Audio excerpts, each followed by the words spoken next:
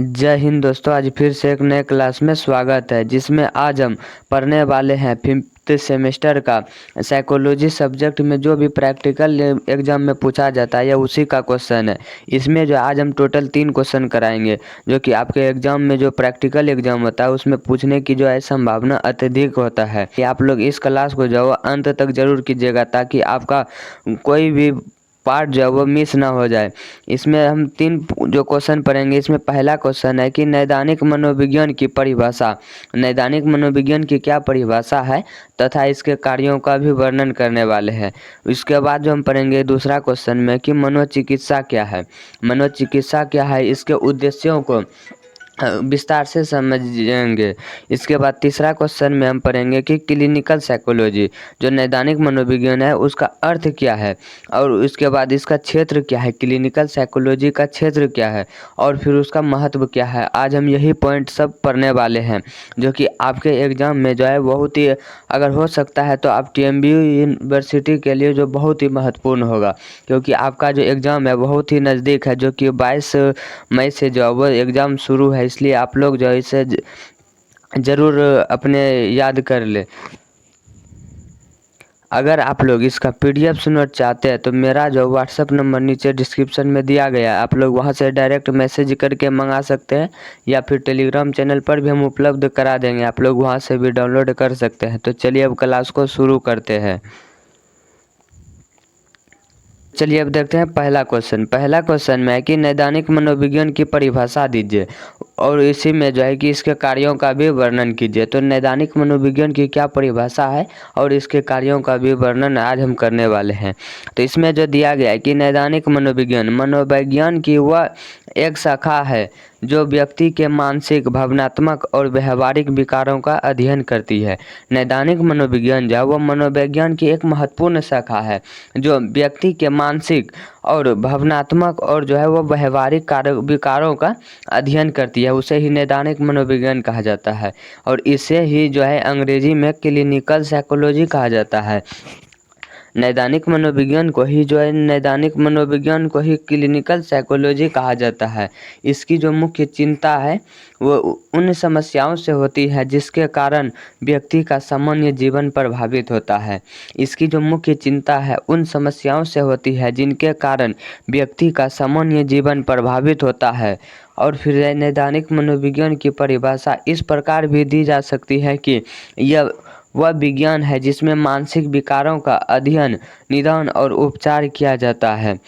नैदानिक मनोविज्ञान का अगर दूसरा डिफिनेशन दिया जाए तो इस प्रकार भी दी जा सकती है कि यह विज्ञान जो है वह जिसमें मानसिक विकारों का अध्ययन किया जाता है या निदान या उपचार किया जाता है उसे ही नैदानिक मनोविज्ञान कहा जाता है। इसके अंतर्गत विशेषज्ञ व्यक्ति की मानसिक स्थिति को समझने के लिए विभिन्न मानसिक उपचारों का उपयोग किया जाता है। इसमें जो विशेषज्ञ व्यक्ति की मानसिक स्थिति को समझने के लिए विभिन्न मनोवैज्ञानिक परीक्षणों और साक्षात्कार का उपयोग किया जाता है जो कि इसका निरीक्षण अच्छे तरीके से करते हैं। इसके बाद है इसके कार्यों में मानसिक समस्याओं का सही निदान करना, व्यक्ति की स्थिति का मूल्यांकन करना और उपयुक्त उपचार प्रदान करना तथा उसे परामर्श देकर जीवन में सही दिशा देना शामिल है। तो इसमें क्या क्या शामिल है, तो इसके कार्य में अगर मानसिक समस्या का सही निदान करना होता है, इसके बाद व्यक्ति की स्थिति का मूल्यांकन करना, अगर व्यक्ति की स्थिति अगर डगमगा जाता है तो उसका मूल्यांकन करते हैं और उसे सही उपचार देने का काम करते हैं। यह होता है नैदानिक मनोविज्ञान में। और फिर उपयुक्त उपचार प्रदान करना और उसे परामर्श देकर जीवन में सही दिशा देना, यही है नैदानिक मनोविज्ञान में शामिल। इस प्रकार नैदानिक मनोविज्ञान व्यक्ति के मानसिक स्वास्थ्य को सुधारने और उसे सामान्य जीवन जीने में सहायता करता है। और जो है वो नैदानिक मनोविज्ञान जो है वो व्यक्ति के मानसिक स्वास्थ्य को सुधारने और उसे सामान्य जीवन जीने में सहायता करते हैं। आई होप आप लोग समझ गए होंगे कि नैदानिक मनोविज्ञान की क्या क्या परिभाषा थी। इसके बाद चलिए देखते हैं दूसरा क्वेश्चन में है कि मनोचिकित्सा क्या है। मनोचिकित्सा जो है वह क्या है, इसके उद्देश्य को विस्तार से समझाइए। तो मनोचिकित्सा जो है वह क्या है, इसका उद्देश्य विस्तार से समझाइए। तो मनोचिकित्सा जो वो मानसिक और भावनात्मक समस्याओं के उपचार की एक वैज्ञानिक प्रक्रिया है। तो मनोचिकित्सा क्या है? तो मनोचिकित्सा एक मानसिक और भावनात्मक समस्याओं के उपचार का एक वैज्ञानिक प्रक्रिया है, जिसमें प्रशिक्षित विशेषज्ञ द्वारा व्यक्ति की समस्याओं को समझकर उनका समाधान किया जाता है। जिसमें क्या किया जाता है? तो प्रशिक्षित विशेषज्ञ द्वारा व्यक्ति की समस्याओं को समझकर उनका समाधान किया जाता है। इसे ही अंग्रेजी में जो है साइकोथेरेपी कहा जाता है। इसे मनोचिकित्सा को इंग्लिश में क्या कहा जाता है? तो साइकोथेरेपी कहा जाता है। तो मनोचिकित्सा का मुख्य उद्देश्य व्यक्ति के मानसिक तनाव, चिंता और अवसाद को कम करना तथा उनके सोचने और व्यवहार करने के तरीके में सुधार लाना होता है। तो साइकोथेरेपी का काम क्या होता है?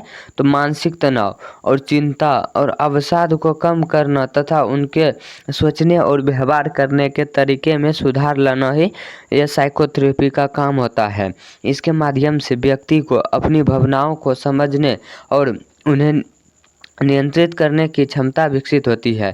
इसके माध्यम से जो वह साइकोथेरेपी के माध्यम से व्यक्ति को अपनी समस्याओं को और भावनाओं को समझने और उन्हें नियंत्रित करने में क्षमता विकसित होती है। यह नकारात्मक विचारों को सकारात्मक दृष्टि में बदलने की सहायता करती है। तो यह जो है वह साइकोथेरेपी यह नकारात्मक विचारों को सकारात्मक दृष्टिकोण में बदलने में सहायता करती है और व्यक्ति के व्यक्तित्व के विकास में भी महत्वपूर्ण भूमिका निभाती है और व्यक्ति के व्यक्तित्व में जो है वह महत्वपूर्ण भूमिका निभाती है। इसके बाद है इसमें इसके साथ ही मनोचिकित्सा व्यक्ति की समायोजन क्षमता को बढ़ाती है। इसके साथ ही मनोचिकित्सा व्यक्ति की जो है वह समायोजन क्षमता को बढ़ाती है, जिससे वह अपने परिवार, समाज और कार्यस्थल पर बेहतर ढंग से तालमेल बैठा सकते हैं। साइकोथेरेपी के ही माध्यम से जो वह अपने समाज में, परिवार में और कार्यस्थल पर बेहतर ढंग से तालमेल बैठा सकते हैं। इस प्रकार यह व्यक्ति को एक संतुलित और स्वस्थ जीवन जीने में सहायता प्रदान करती है। जो साइकोथेरेपी के माध्यम से जो है वह व्यक्ति को एक संतुलित और स्वस्थ जीवन जीने में सहायता प्रदान करती है। आई होप आप लोग समझ गए होंगे कि मनोचिकित्सा क्या है। इसका उद्देश्य को भी हम विस्तार से समझा दिए, जो कि बहुत ही लंबा भी नहीं कहेंगे और छोटा भी नहीं कहेंगे। आपके एग्जाम में जो जिस तरह का पूछा जाता है उसी तरह का हम आपको डिफिनेशन देने का काम करते हैं। इसके बाद चलिए देखते हैं तीसरा क्वेश्चन। तीसरा क्वेश्चन में है कि क्लिनिकल साइकोलॉजी का अर्थ, क्षेत्र और महत्व बताइए। तो क्लिनिकल साइकोलॉजी का अर्थ और क्षेत्र जो है उसका महत्व क्या है, आज हम चलिए उसी को पढ़ने वाले हैं। इसमें जो है कि क्लिनिकल साइकोलॉजी का अर्थ है मनोविज्ञान की वह शाखा जो मानसिक और व्यवहारिक समस्याओं के अध्ययन, निदान और उपचार से संबंधित है। तो क्लिनिकल साइकोलॉजी का अर्थ क्या है? तो मनोविज्ञान की वह शाखा है जो मानसिक और व्यवहारिक समस्याओं के अध्ययन, निदान और उपचार से संबंधित है। यह होता है उनका अर्थ। इसके बाद इसका क्षेत्र चलिए देखते हैं। क्षेत्र में है कि यह बहुत व्यापक है और इसमें अस्पताल, मानसिक स्वास्थ्य केंद्र, विद्यालय, परामर्श केंद्र तथा पुनर्वास संस्थान शामिल होते हैं। तो इस क्लिनिकल साइकोलॉजी के क्षेत्र में क्या क्या आते हैं? तो इसमें अस्पताल, मानसिक स्वास्थ्य केंद्र, विद्यालय, परामर्श केंद्र तथा पुनर्वास संस्थान शामिल होते हैं, जहां व्यक्तियों की विभिन्न प्रकार की मानसिक समस्याओं का समाधान किया जाता है। तो जहां क्या किया जाता है? तो व्यक्तियों की विभिन्न प्रकार की जो है मानसिक समस्याओं का समाधान किया जाता है। अगर आपको पूछा जाए कि क्लिनिकल साइकोलॉजी का क्षेत्र बताइए, आपको सिंपल भाषा में बताना है कि जितना भी मानसिक समस्या का समाधान किया जाता है उसे ही क्लिनिकल साइकोलॉजी का क्षेत्र कहा जाता है। इसके बाद चलिए देखते हैं क्लिनिकल साइकोलॉजी का महत्व। तो क्लिनिकल साइकोलॉजी का जो महत्व है, जो आधुनिक समाज में अत्यधिक बढ़ गया है। तो क्लिनिकल साइकोलॉजी का जो महत्व है वो आधुनिक समाज में अत्यधिक बढ़ गया है।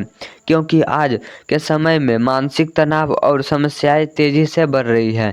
क्योंकि आज के जो युग में जो वह मानसिक तनाव और डिप्रेशन की जो शिकार है वो ज़्यादातर हो रहे हैं। इसलिए सभी को जो है क्लिनिकल साइकोलॉजी का ज़रूरत पड़ रहा है। यह न केवल मानसिक रोगों के उपचार में सहायक होती है, क्लिनिकल साइकोलॉजी जो है वो केवल मानसिक रोगों के उपचार में सहायक नहीं है, बल्कि व्यक्ति के व्यवहार को संतुलित करने, उसके आत्मविश्वास को बढ़ाने और जीवन की गुणवत्ता को सुधारने में भी महत्वपूर्ण भूमिका निभाती है। बल्कि जो है क्लिनिकल साइकोलॉजी व व्यवहार को भी संतुलित करने में और उसके आत्मविश्वास को भी बढ़ाने और जीवन में गुणवत्ता को सुधारने में भी महत्वपूर्ण भूमिका निभाता है। इसके माध्यम से व्यक्ति अपने जीवन में आने वाली कठिनाइयों का सामना बेहतर ढंग से कर पाता है।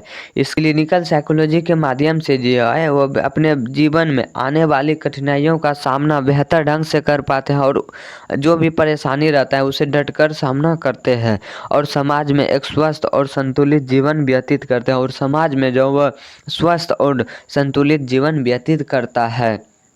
आई होप आप लोग समझ गए होंगे कि क्लिनिकल साइकोलॉजी का अर्थ क्या है और क्लिनिकल साइकोलॉजी का क्षेत्र क्या है और महत्व क्या है। अगर आप लोग को क्लास पसंद आया है तो लाइक ज़रूर करें और अपने दोस्तों के साथ जो है शेयर ज़रूर करें, ताकि हमें भी मोटिवेशन मिलता रहे और आप लोग को क्लास उपलब्ध कराता रहूं। अगर इसका आप लोग PDF नोट चाहते हैं तो मेरा जो व्हाट्सअप नंबर नीचे डिस्क्रिप्शन में दिया गया है, आप लोग वहां से डायरेक्ट मैसेज करके मंगा सकते हैं, या फिर टेलीग्राम चैनल पर भी हम उपलब्ध करा देंगे, आप लोग वहां से भी डाउनलोड कर सकते हैं। तब तक के लिए जय हिंद, मिलते हैं अगले किसी अन्य क्लास में।